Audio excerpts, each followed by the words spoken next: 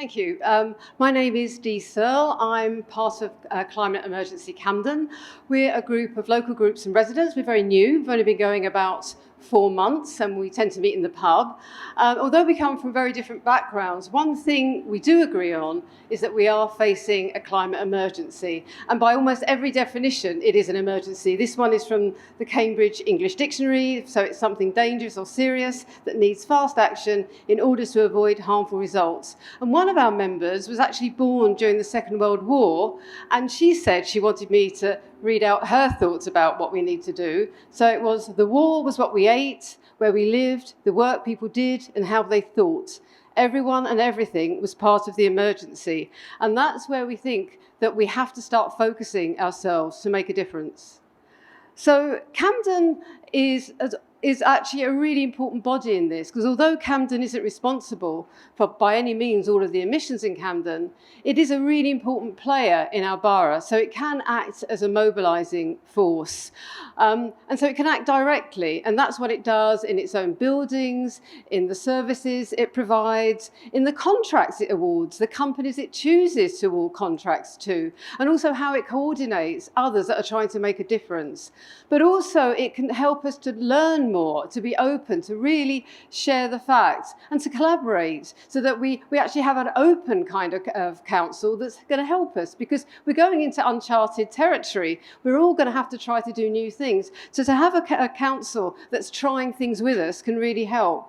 But also, I think we're going to rely on Camden to help to protect some of the most vulnerable in our society from the effects of trying to do things differently, and that's the workers and the residents.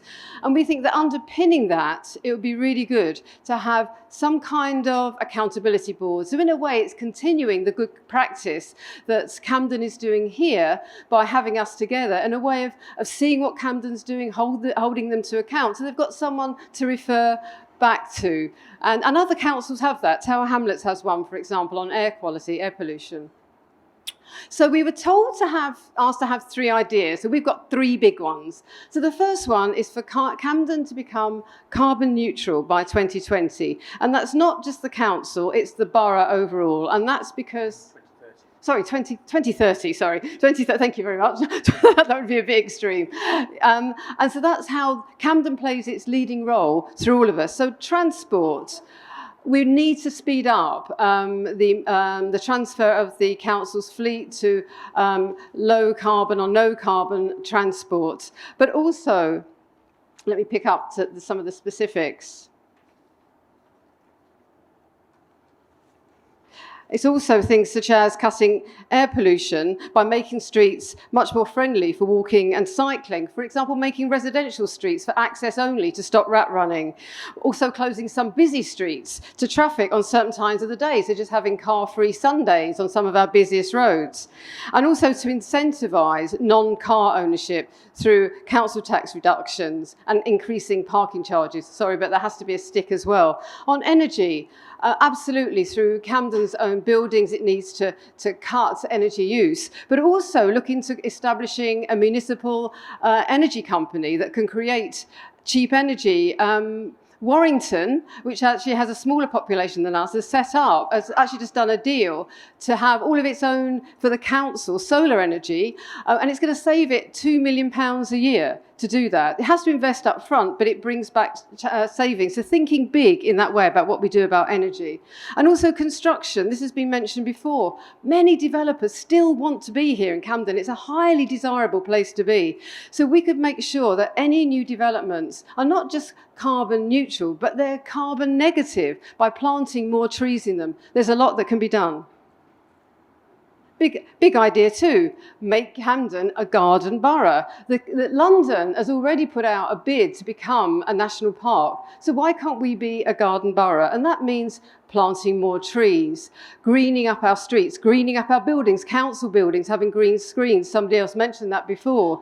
Making it easier to grow our own food in allotments and small plots so we can cut the cost of food as well.